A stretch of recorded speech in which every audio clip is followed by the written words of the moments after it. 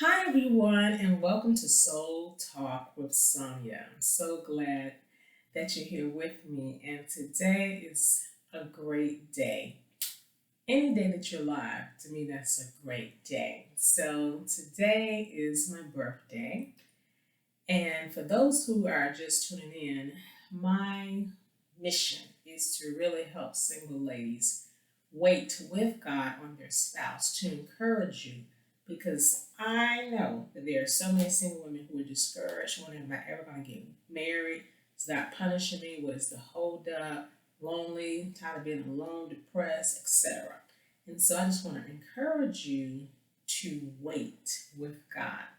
So not only is it my birthday, but it is also the release of my books. So I've been talking about them for what, a month or two, and it's finally here. So I'm going to present to you my books. They're on Amazon.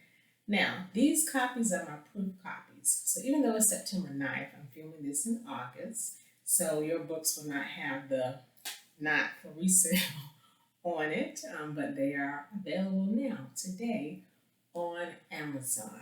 All right, so let's start with my first book and then I'm going to summarize what it's about. We've already been talking about it, but now you get to actually see it. Okay, so this is a re release. I released my book 10 years ago. And so when God gives you something, write it down because we forget, we are busy. And so the title changed. I took one word off the title from 10 years ago, and God gave me the title specifically, but I had the nerve to add to the title. So I re released it with the correct title, and God gave me more nuggets. I interviewed this time men who are celibate and waiting on a spouse and their challenges. So I already interviewed women in my last book, so I said, I need to interview some men because I know a lot of men who are celibate. And so I said, what, ladies need to hear from the men because there are men out there who are celibate, who are living the Christian life for real, that really love God, that study the word, that fast, that pray. And guess what? They're waiting on you. So here we are, ladies living holy in a sexy world. This is my book, and I know it's upside down because of the camera. But this is it, ladies living whole in this sexy world. So again, this is my proof copy, so you're not going to get this. So my ministry again is to single women. Now, not just, I minister to married women as well, but I'm just so empowered, just so desperate to help single women.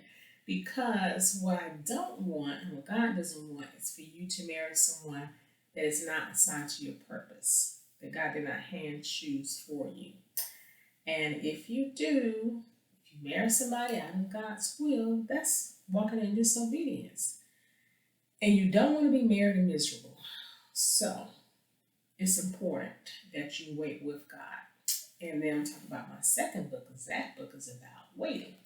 So now it's 11 years ago.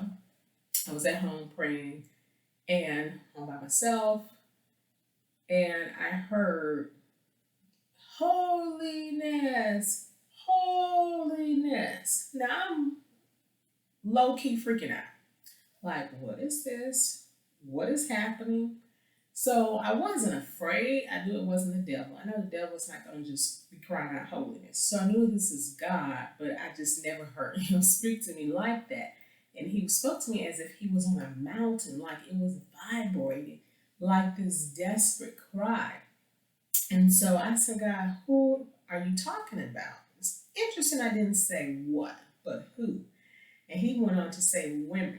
They say they love me, but they act like those in the world, and I can't tell them apart. Pause.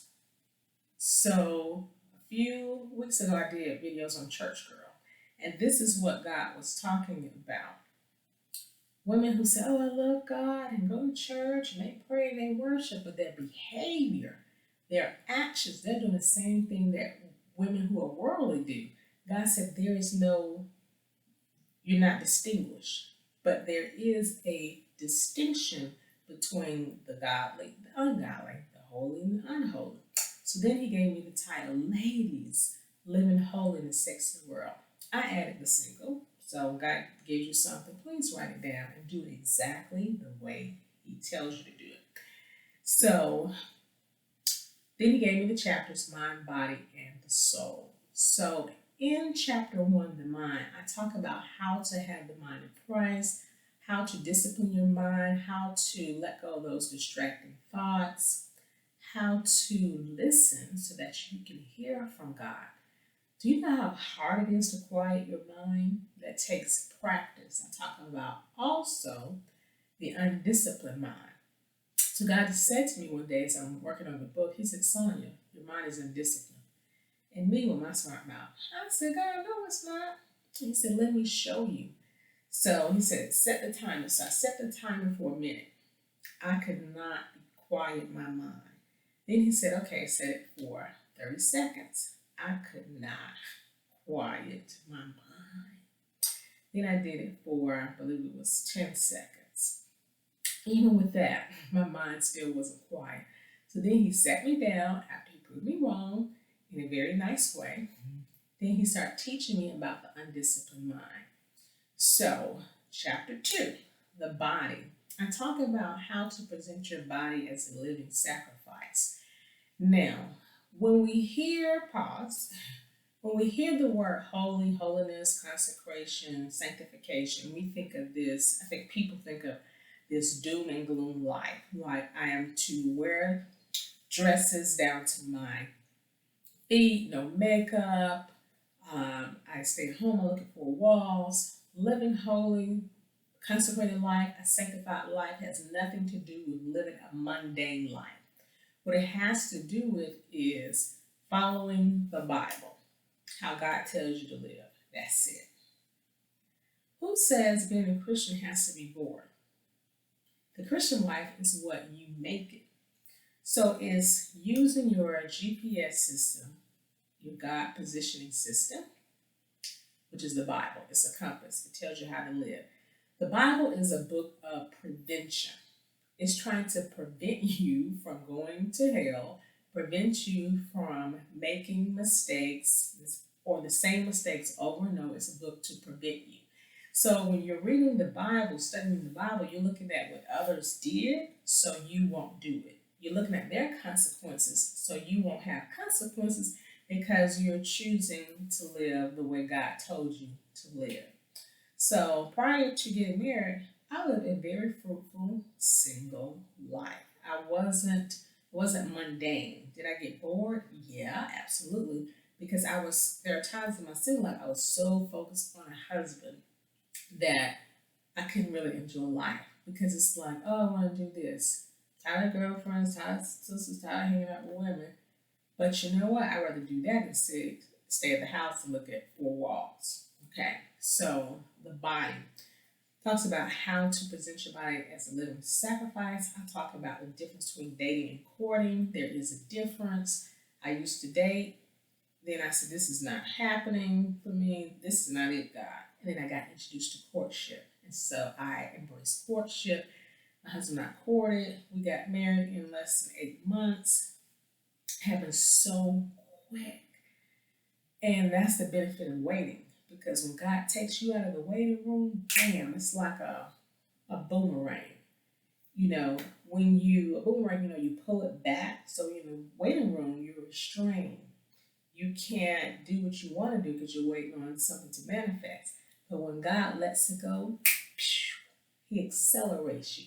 So all the time you've been waiting, when God takes you out of the waiting room, the time is like nothing. What he brings to you, now I'm in my second book, but when he brings to you after you come out of the waiting room is so great, the memories of the waiting fade because you're so focused on what is right in front of you. And I also talk about celibacy. If you're a virgin, that is so wonderful.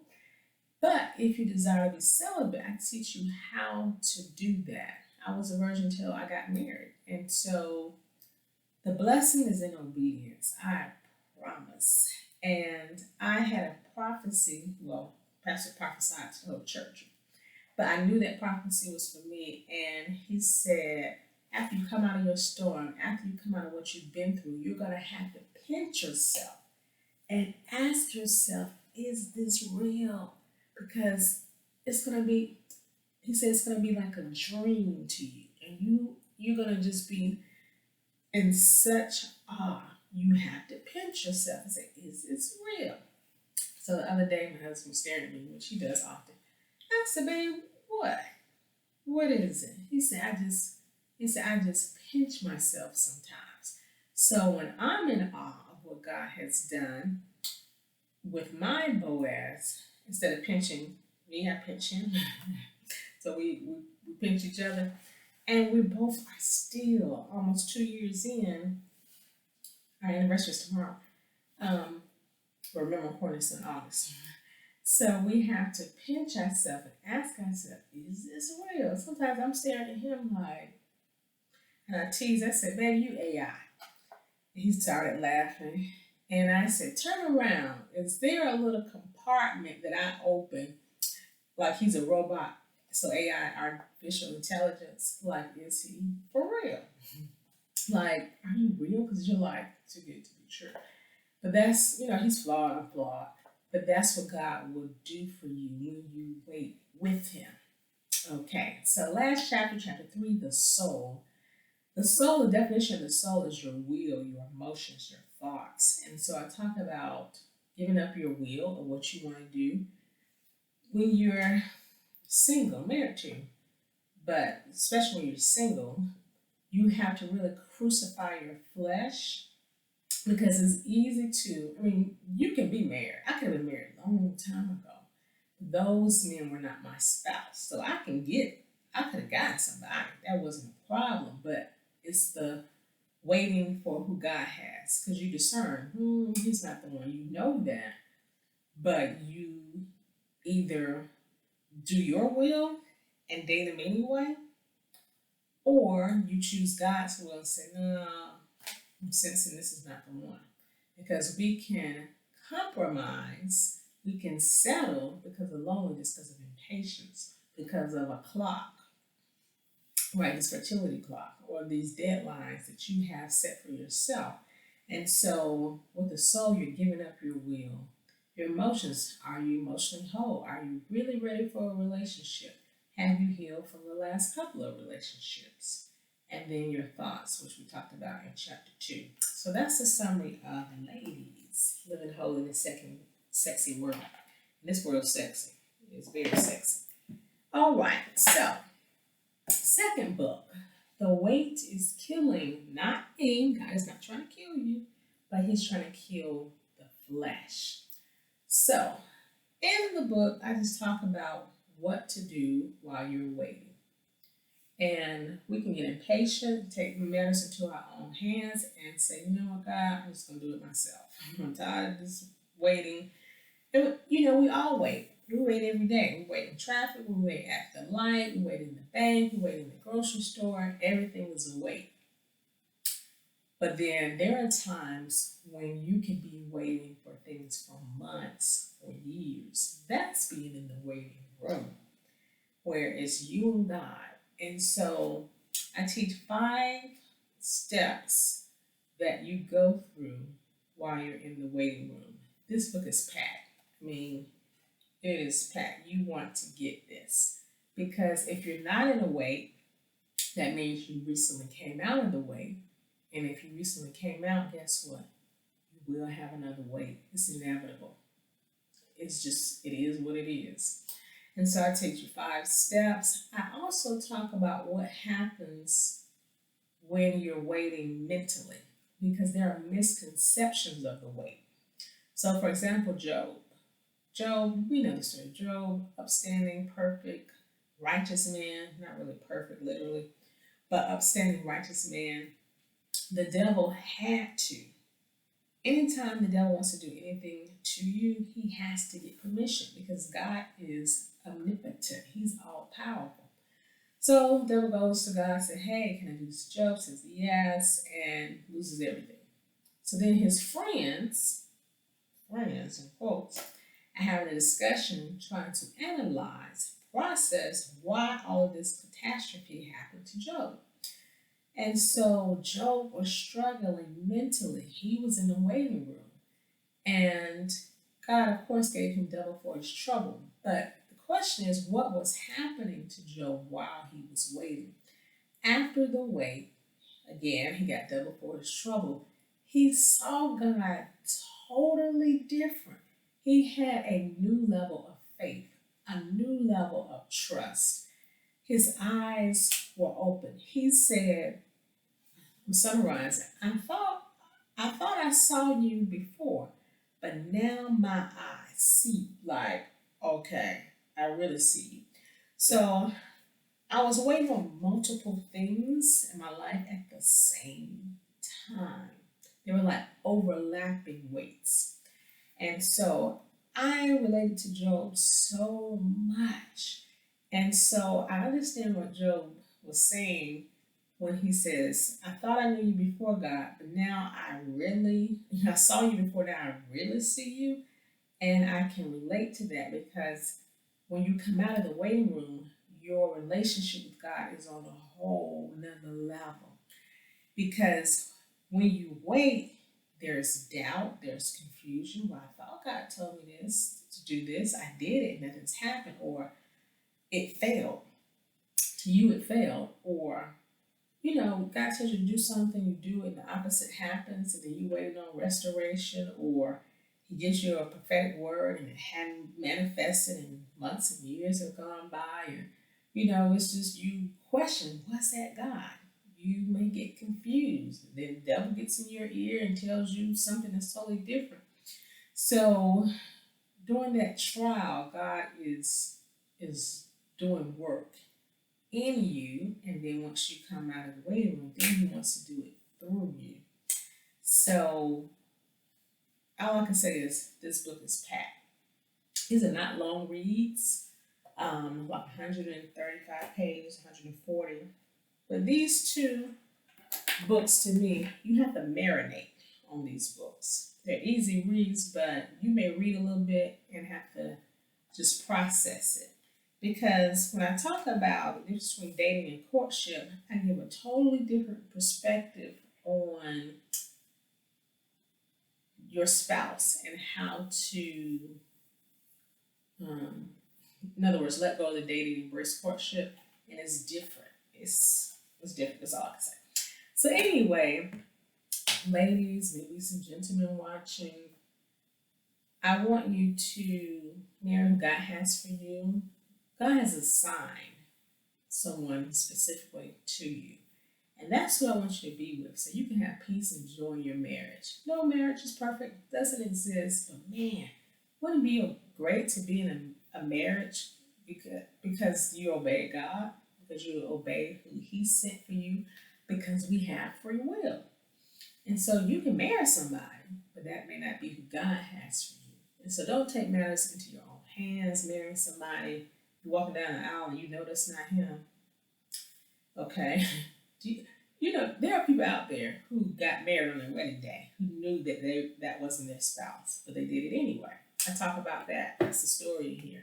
That's one of the excerpts from a lady that happened to. She wanted to share that, and she wants to help as many people as she can. So I'm not gonna give it away. I was tempted, but yeah, she knew on her wedding day. I'm gonna tell you this. She's walking down the aisle and she's crying. And she says, all the guests think she's crying because she's happy. This is her wedding day. She said, no, son. I was crying because I knew I was marrying the wrong person. Invitations sent out, food, cater. That you don't want that to be you. You don't. You don't want to ignore the signs. God loves you. He cares about you. He's handpicked because He knows you. He knows how many hairs on your head. So don't you think He knows who will be a great fit for you?